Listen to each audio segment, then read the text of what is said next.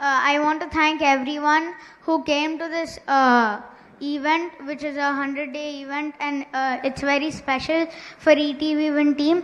I want to thank my director Sunny Garu and producer Rakesh Garu for giving me this opportunity to work in this film as a main lead almost. And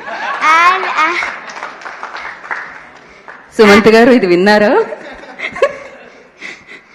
And I also want to thank ETV Win team for giving me this opportunity.